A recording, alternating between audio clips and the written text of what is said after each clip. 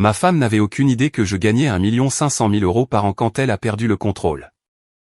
Tu n'es qu'un bon à rien. J'ai déjà déposé une demande de divorce. Dégage de chez moi avant demain.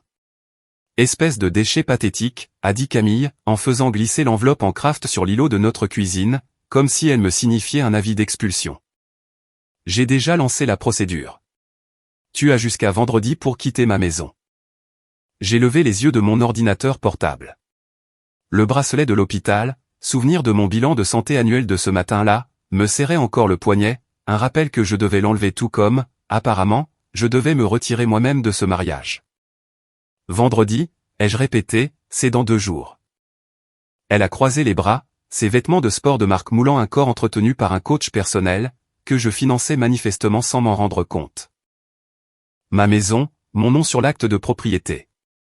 Tu ne contribues à rien dans ce mariage, à part ta médiocre existence et ton installation de télétravail embarrassante. J'ai jeté un coup d'œil à mon ordinateur, le terminal Bloomberg minimisé derrière mes emails, les messages Slack de mon équipe chez fonds d'investissement Capitali, qui attendait mon avis sur une acquisition de 340 millions d'euros. C'est compris, ai-je dit calmement. Camille a cligné des yeux. Elle s'était préparée à des supplications, à des larmes, à la scène pathétique qu'elle s'était probablement entraînée à rejeter. Bien. Elle a rejeté en arrière ses cheveux blonds, fraîchement méchés dans un salon parisien qui facturait 600 € la séance. Mon avocat dit que tu recevras exactement ce que tu mérites dans l'accord, c'est-à-dire rien. Je me suis levé, j'ai fermé mon ordinateur portable et j'ai marché vers la chambre d'amis où je dormais depuis 8 mois. Cette nuit-là, j'ai passé 4 appels. Le premier à Maître Antoine Lefebvre, mon avocat, 23 ans d'expérience en droit de la famille, associé principal dans un cabinet parisien réputé, le genre de conseiller juridique qui avait déjà fait pleurer un conjoint infidèle à la barre. Le deuxième à Fatima Ziani, ma directrice financière chez Capitali, car mon contrat de travail comportait des clauses de confidentialité strictes et je devais comprendre exactement ce qui pouvait être divulgué et quand. Le troisième à mon expert comptable, Philippe Durand, pour geler l'accès commun à tout ce qui était lié à mes revenus réels. Le quatrième à Marc Weber, un détective privé qui avait aidé notre cabinet avec la diligence raisonnable lors de dizaines d'acquisitions. Camille avait raison sur un point. Son nom figurait sur l'acte de propriété, mais elle n'avait aucune idée de l'argent qui avait payé l'apport de 580 000 € 3 ans plus tôt. J'avais rencontré Camille Dubois 6 ans auparavant lors d'un gala de charité à Paris. Elle avait 29 ans. Elle travaillait dans l'immobilier de luxe, éblouissante d'une manière qui m'a fait oublier que j'avais juré de ne plus sortir avec personne après l'implosion de ma relation précédente. J'en avais 33, fraîchement promu directeur général chez fonds d'investissement Capitali, gagnant 850 000 € par an, plus des primes de performance qui doublaient régulièrement ce chiffre. Mais je m'étais présenté au gala dans un costume de prêt-à-porter et j'avais passé la majeure partie de la soirée au bar ouvert, évitant les arrivistes. Vous avez l'air aussi mal à l'aise que moi, a-t-elle dit, se matérialisant à mes côtés avec une coupe de champagne à la main. Nous avons parlé pendant 2 heures d'architecture, de l'absurdité de payer une fortune pour une assiette de poulet en caoutchouc, et de son rêve d'ouvrir sa propre agence immobilière de prestige. Elle m'a confié qu'elle était fatiguée des frimeurs de la finance qui traitaient les femmes comme des trophées, qu'elle voulait quelqu'un d'authentique, de vrai, qui ne soit pas impressionné par le statut social. Cela m'a plu. Quand elle m'a demandé ce que je faisais, j'ai répondu, de l'analyse en investissement. Un truc très ennuyeux, honnêtement. Ce n'était pas techniquement un mensonge, juste incomplet. Nous sommes sortis ensemble pendant 14 mois avant que je ne la demande en mariage. Elle a emménagé dans mon modeste 3 pièces du 15e arrondissement, sans jamais se demander pourquoi je vivais tellement en dessous de mes moyens apparents.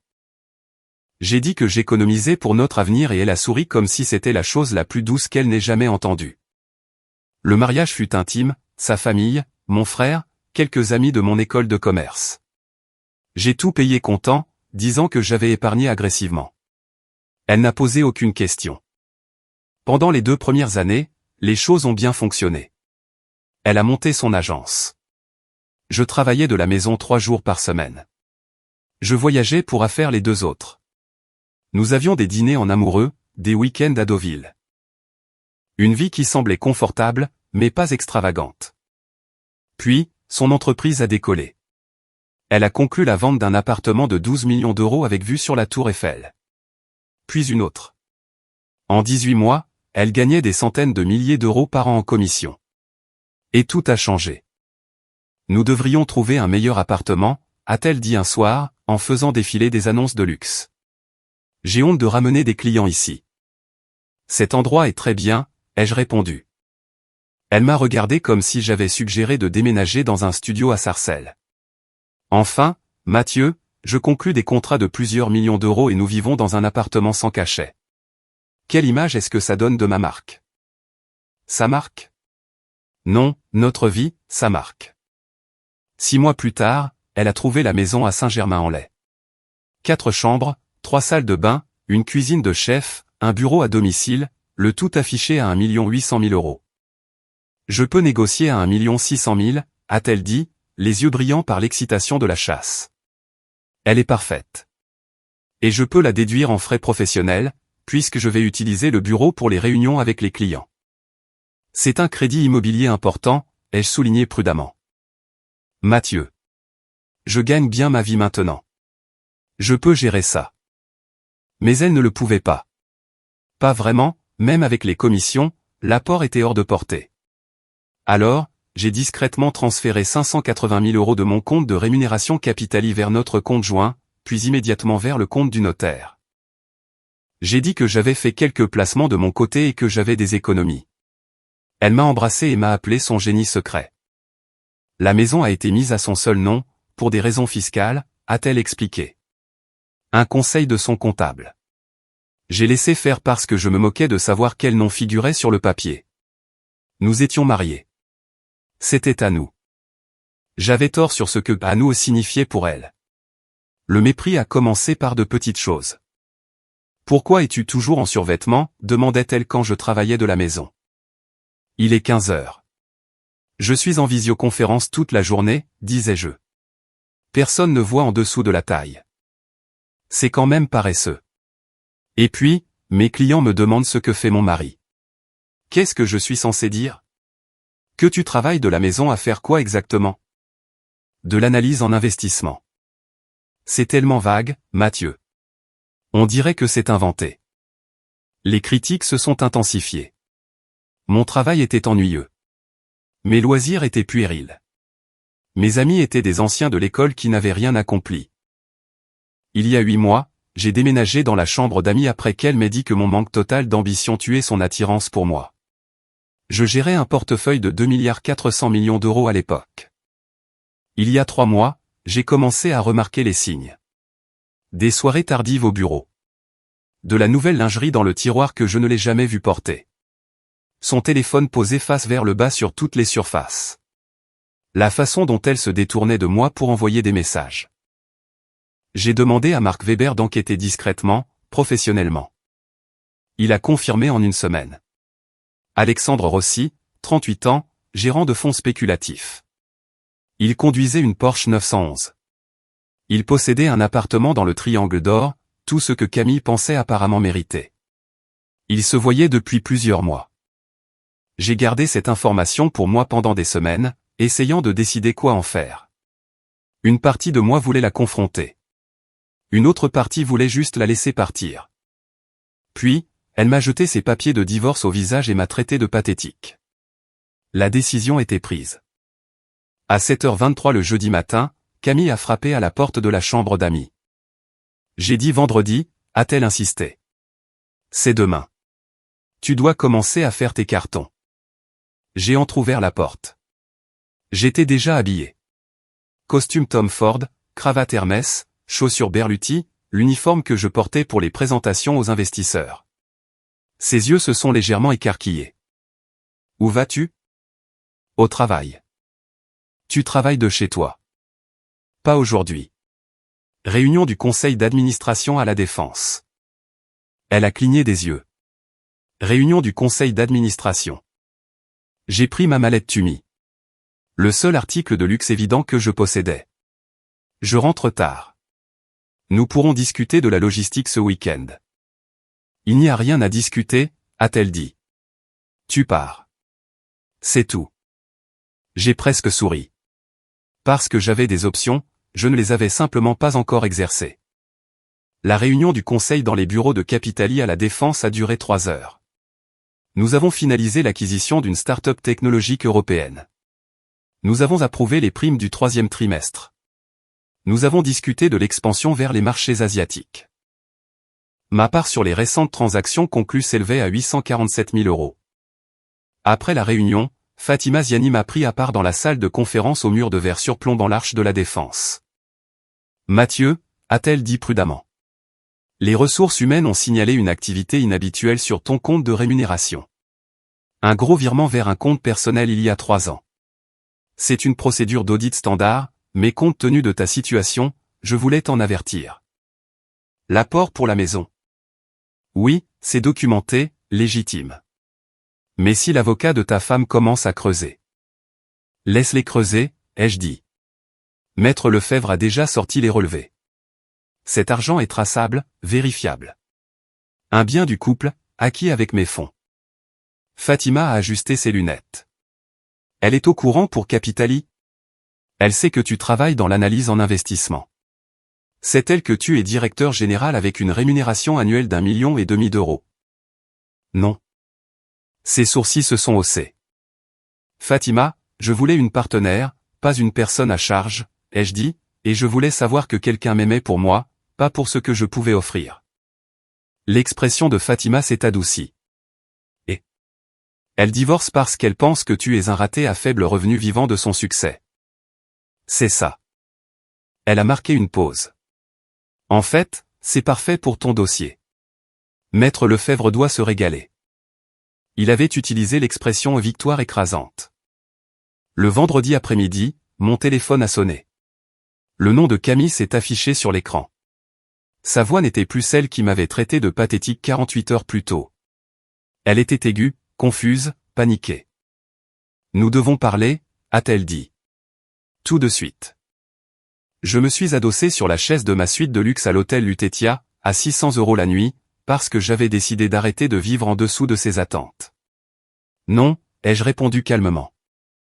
Mathieu, ils ont gelé les comptes. Sa respiration était saccadée. Tous. Mon compte courant, mes cartes de crédit, même le compte joint. Et il y a des gens à la maison.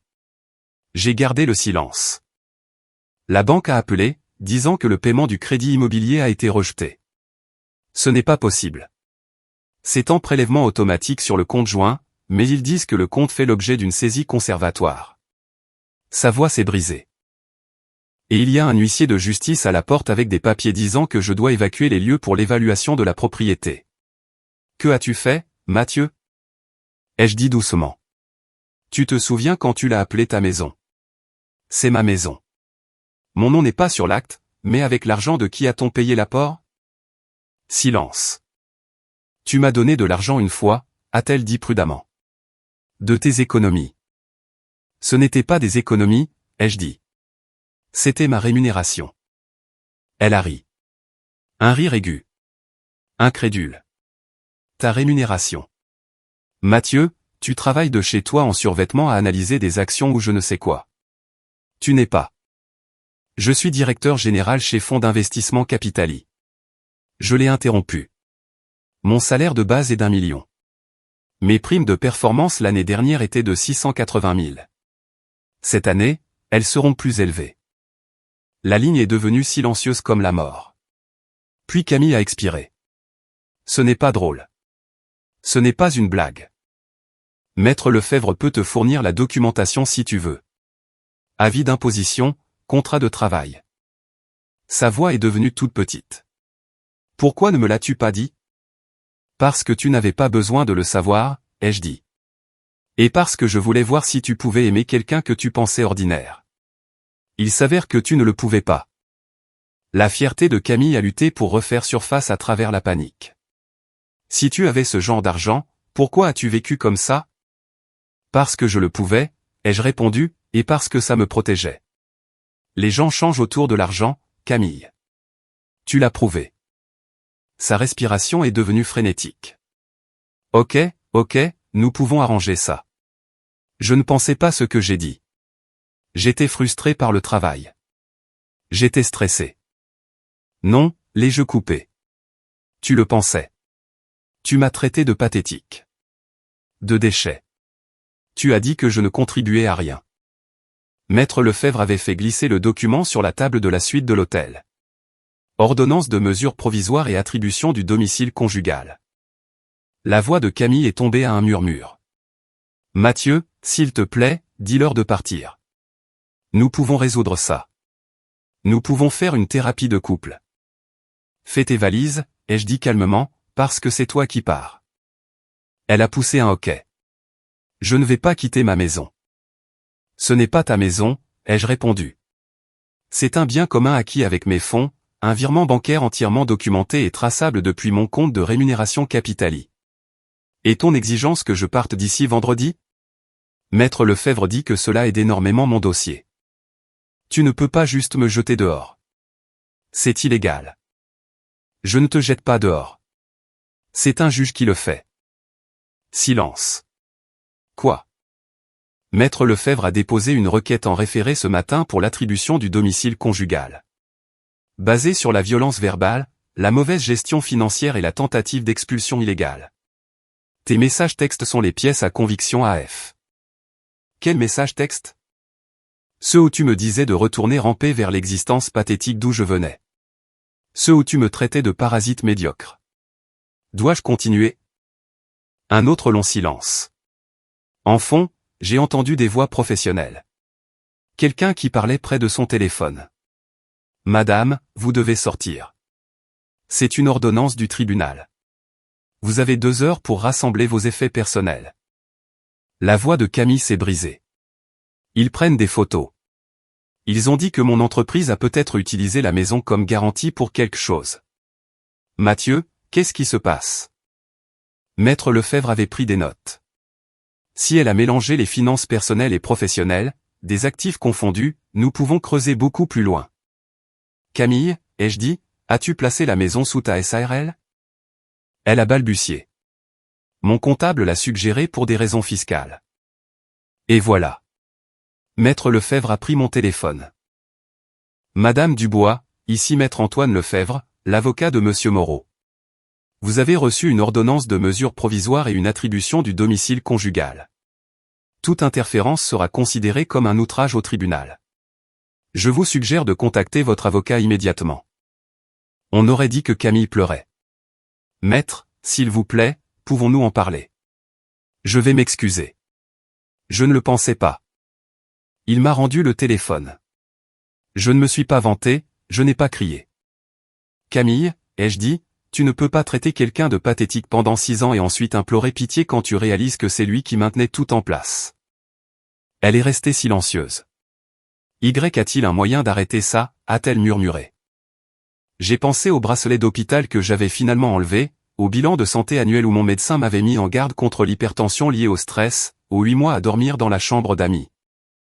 À la façon dont elle me regardait comme si j'étais quelque chose qu'elle avait gratté sous sa chaussure. Non, ai-je dit simplement, mais je serai juste. Tu recevras ce que la loi dit que tu mérites, pas ce que tu as exigé. J'ai raccroché. Mon téléphone a immédiatement vibré avec des messages.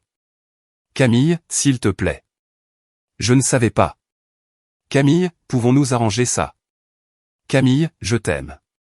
Camille, Mathieu, réponds-moi. Je les ai effacés et j'ai regardé Maître Lefebvre. Le juge a signé l'ordonnance, a-t-il dit. Elle a 90 minutes pour récupérer l'essentiel. Expulsion avec le concours de la force publique lundi si elle ne s'y plie pas. Le rapport de Marc Weber est arrivé ce soir-là via un email crypté. Le détective privé avait été minutieux. Des photographies de Camille et Alexandre Rossi dans des restaurants étoilés. Des enregistrements dans des hôtels au Plaza Athénée, au Georges V. Des relevés de cartes de crédit montrant des dépenses dans des boutiques de lingerie, des forfaits spa, des week-ends à Saint-Tropez et à Courchevel. Le tout payé avec la carte de crédit jointe. Ma carte de crédit. Infidélité financière, a dit Maître Lefebvre en examinant les documents dans ma suite d'hôtel. Elle a financé sa liaison avec des biens communs. Ça devient de mieux en mieux. Il a sorti un autre dossier.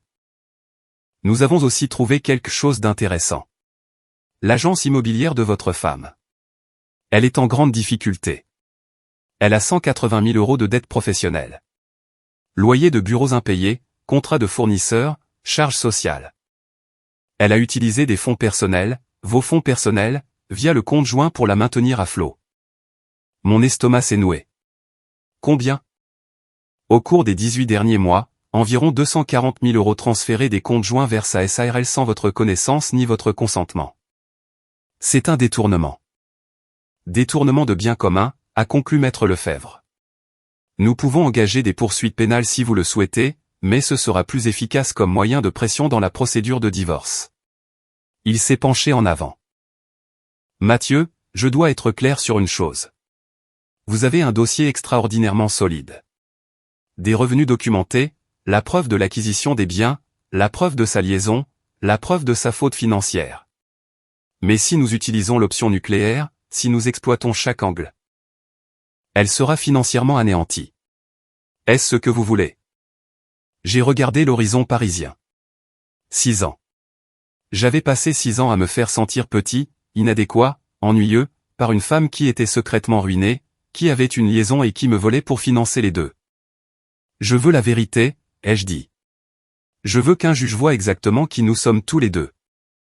Maître Lefebvre a souri. Alors, on va leur offrir un spectacle. L'audience sur les mesures provisoires a été fixée au jeudi suivant à 9 h au tribunal judiciaire de Versailles, présidé par la juge Patricia Morin, 26 ans de carrière, ancienne procureure, réputée pour sa capacité à aller droit au but avec une précision chirurgicale. Camille est arrivée avec son avocat, Maître Douglas Branon, la cinquantaine, costume coûteux, le genre d'avocat spécialisé en divorce qui se vantait de protéger les femmes à succès des maris parasites. Ils m'ont vu assis avec Maître Lefebvre et leurs expressions ont changé. Je portais le costume Brioni qui m'avait coûté 6 000 €. Ma montre Patek Philippe accrochait les lumières fluorescentes du tribunal. Maître Lefebvre avait insisté pour que j'aie l'apparence de l'emploi. Habillez-vous comme qui vous êtes vraiment, avait-il dit. Faites-leur voir ce qu'elle a jeté. Maître Branon s'est penché et a murmuré quelque chose à Camille. Son visage a pâli. La cour, a annoncé l'huissier. La juge Morin est entrée, a pris place et a ouvert le dossier avec l'enthousiasme de quelqu'un qui a vu 10 000 divorces et n'attendait rien de nouveau. Elle avait tort. Maître Lefebvre, a déclaré la juge Morin, vous avez déposé une requête pour l'attribution exclusive du domicile et un gel des avoirs. C'est agressif pour une audience préliminaire. Expliquez-vous. Maître Lefebvre s'est levé. Madame la juge, cette affaire implique une faute financière significative, une infidélité documentée et une tentative d'expulsion illégale. Mon client a été soumis à une violence verbale continue et n'a découvert que récemment l'étendue des malversations financières de son épouse. Maître Branon s'est levé. Madame la juge, c'est absurde. Ma cliente est propriétaire du domicile conjugal. Son nom figure sur l'acte. Monsieur Moreau a été sans emploi ou sous-employé pendant des années et a contribué de manière minime au foyer. Objection, a dit calmement Maître Lefebvre. Factuellement incorrect et facilement réfutable. La juge Morin a levé les yeux. Réfutable comment? Maître Lefebvre s'est approché du bureau de la juge avec un dossier. Madame la juge, je souhaite soumettre les pièces à conviction à AK, les contrats de travail de Monsieur Moreau, ses avis d'imposition et ses relevés de rémunération des 6 dernières années. Il a remis des copies à la juge et à Maître Branon. J'ai observé le visage de Branon pendant qu'il lisait. Sa mâchoire s'est littéralement décrochée. La juge Morin a parcouru les pages, son expression impassible. Puis elle m'a regardé par-dessus ses lunettes. Monsieur Moreau, vous êtes directeur général chez Fonds d'investissement Capitali? Oui, madame la juge. Et votre rémunération annuelle est? Elle a vérifié le document. Environ 1,5 million d'euros, c'est exact? Cela fluctue en fonction des primes de performance, mais c'est la moyenne des 3 dernières années. Camille a émis un son comme si elle avait été frappée à l'estomac. La juge Morin s'est tournée vers elle.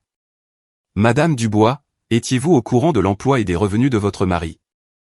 Camille a regardé Maître Branon, qui a légèrement hoché la tête. Je savais qu'il travaillait dans la finance, a-t-elle dit faiblement. Mais il s'habillait toujours de façon décontractée. Il travaillait de chez lui, il ne parlait jamais d'argent. Avez-vous déjà demandé, a coupé la juge Morin. Silence. Avez-vous déjà regardé un avis d'imposition, un bulletin de paie, un relevé de son compte bancaire personnel? Nous avions des comptes séparés pour les dépenses personnelles, a dit faiblement Camille. Mais vous aviez un compte joint, a déclaré la juge, qui a reçu un virement de 580 000 € il y a 3 ans depuis le compte de rémunération de Monsieur Moreau pour acheter la maison que vous prétendez être exclusivement la vôtre. Maître Branon s'est levé. Madame la juge, l'acte de propriété est au nom de ma cliente parce que Monsieur Moreau l'a permis. Maître Lefebvre l'a interrompu. L'apport est entièrement traçable. Le crédit immobilier a été payé exclusivement par le compte joint alimenté principalement par les virements de Monsieur Moreau. Nous avons 6 ans de relevés bancaires. Il a soumis une autre pile de documents. La juge Morin les a examinés en silence. Le tribunal était silencieux, à l'exception du bruissement du papier. Finalement, elle a levé les yeux. Maître Branon.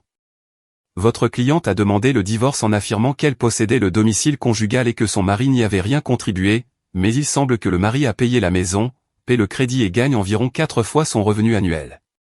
Souhaitez-vous réviser votre position? Maître Branon avait l'air de vouloir disparaître sous terre. Madame la juge, nous n'étions pas au courant de l'ensemble de la situation financière.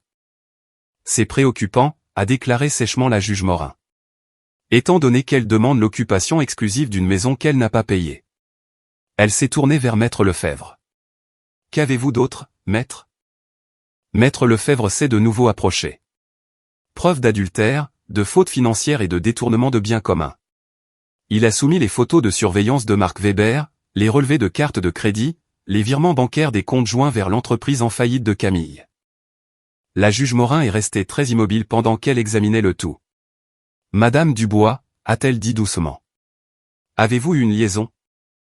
Les yeux de Camille se sont remplis de larmes. Madame la juge, mon mariage a été difficile. Répondez à la question.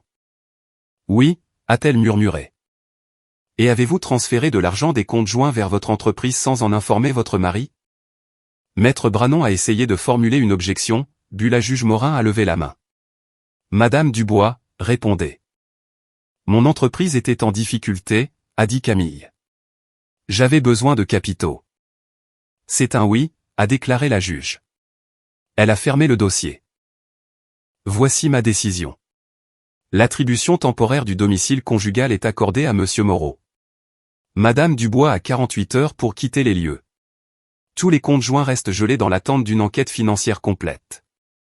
Cette affaire ira en jugement, où nous déterminerons la répartition réelle des actifs en fonction de la contribution, de la faute et de la dilapidation des biens communs. Maître Branon s'est levé. Madame la juge, ma cliente n'aura nulle part où aller. Elle peut aller chez son amant, a répondu la juge Morin d'un ton tranchant, puisqu'elle y dépense les fonds du ménage de toute façon. L'audience est levée. Le marteau est tombé. Camille a éclaté en sanglots. Je me suis levé, j'ai ajusté mon costume et j'ai quitté le tribunal sans me retourner. Le procès complet a duré 8 semaines. Maître Lefebvre a démonté le dossier de Camille pièce par pièce. Nous avons fait témoigner Fatima Ziani sur mon emploi, la directrice financière de Capitali, aux qualifications impeccables, expliquant ma structure de rémunération, mon rôle, mes contributions à des acquisitions de plusieurs milliards d'euros. Nous avons fait venir Philippe Durand, mon expert comptable, qui a passé en revue chaque transaction financière, l'apport pour la maison, les paiements du crédit, le financement du compte joint, les transferts vers l'entreprise de Camille que je n'avais jamais autorisés.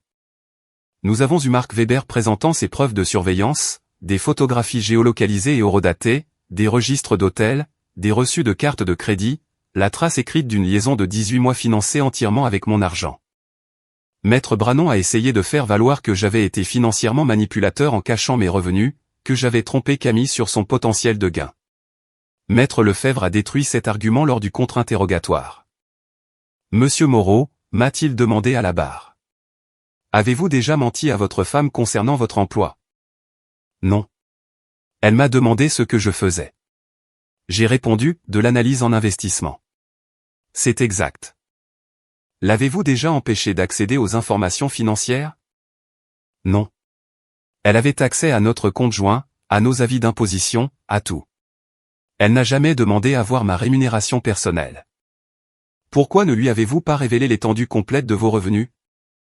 J'ai regardé Camille. Elle fixait la table, les épaules voûtées. Parce que je voulais savoir si elle pouvait m'aimer pour qui je suis, pas pour ce que je gagne. Et parce qu'à la seconde où quelqu'un sait que vous avez de l'argent, il vous voit différemment. Je voulais être vu comme Mathieu, pas comme un portefeuille. Et comment Madame Dubois vous voyait-elle? Comme une déception, comme quelqu'un en dessous d'elle. Comme pathétique. Maître Lefebvre a soumis des messages textes, des emails, et un enregistrement de Marc Weber où Camille disait à Alexandre Rossi que j'étais un raté ennuyeux avec qui elle était coincée jusqu'à ce qu'elle puisse se permettre de partir. La juge avait l'air dégoûtée. La décision finale de la juge Morin a été rendue un mardi matin gris de novembre. La maison m'a été attribuée, Camille a reçu l'ordre de la quitter définitivement et de me dédommager pour la moitié de l'apport, soit 290 000 euros. Les comptes joints ont été divisés proportionnellement en fonction de la contribution, j'ai reçu 78%, elle a reçu 22%. Les dettes de l'entreprise sont restées la responsabilité exclusive de Camille, puisqu'elle les avait contractées sans ma connaissance ni mon consentement. La prestation compensatoire a été refusée, l'adultère et la faute financière la disqualifiant. Quant aux frais d'avocat, Camille a été condamnée à payer 87 000 euros pour mes frais de justice. Au total, j'ai conservé environ 2,1 millions d'euros en actifs et en propriété. Camille a reçu 240 000 euros et est repartie avec une entreprise en faillite et une réputation ruinée. Maître Branon a essayé d'argumenter pour faire appel. La juge Morin a refusé. Madame Dubois, a déclaré la juge. Vous avez demandé le divorce en croyant que votre mari était un raté. Vous avez essayé de prendre la maison qu'il a payée. Vous avez commis l'adultère et utilisé les fonds du mariage pour soutenir votre liaison et votre entreprise en faillite. La loi ne récompense pas ce comportement. 7. Décision est maintenue. Le marteau est tombé. Camille est restée figée sur sa chaise. Je me suis levé, j'ai serré la main de Maître Lefebvre et je suis sorti du tribunal dans l'air froid de novembre. Mon téléphone a vibré. Un message de Fatima Ziani. Le conseil a approuvé ta promotion au poste de directeur général principal. Félicitations. Quand tu seras prêt, nous devrons discuter de ta nouvelle rémunération. J'ai souri, j'ai effacé le message et j'ai appelé mon frère. Mathieu, a-t-il répondu. Comment ça s'est passé? J'ai tout gagné. Tout ce qui comptait. 6 mois plus tard, je me tenais dans la maison de Saint-Germain-en-Laye, ma maison maintenant. Légalement et moralement. Je l'avais faite nettoyer par des professionnels et redécorée. J'avais transformé le bureau de Camille en une véritable bibliothèque. La chambre principale avait de nouveaux meubles, une nouvelle peinture, aucune trace d'elle. Le rapport final de Marc Weber était sur mon bureau. Après le divorce, Alexandre Rossi a quitté Camille en 3 semaines. Apparemment, il sortait avec elle pour le frisson. Il a perdu tout intérêt une fois qu'elle était réellement disponible et sans le sou. L'agence immobilière de Camille avait déposé le bilan. Elle travaillait pour une agence plus grande maintenant, uniquement à la commission, luttant pour reconstruire sa réputation.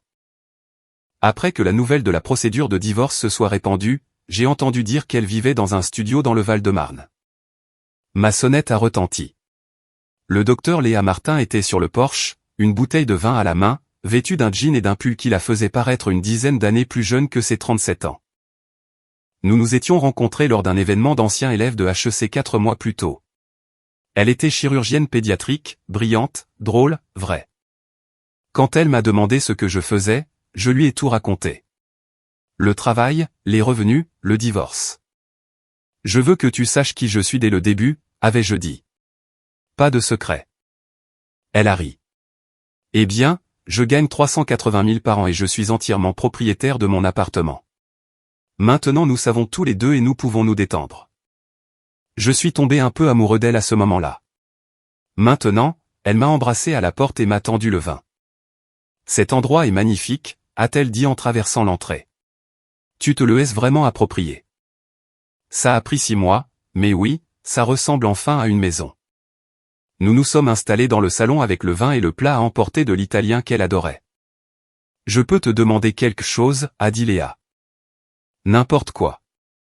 Est-ce que tu regrettes d'avoir caché qui tu étais à Camille? J'y ai pensé. Vraiment? Non, ai-je finalement répondu, parce que ça m'a montré exactement qui elle était. Si j'avais mis l'argent en avant, j'aurais passé 6 ans à me demander si elle m'aimait moi ou mon compte en banque. De cette façon, je sais. Elle aimait l'idée de toi, a dit Léa.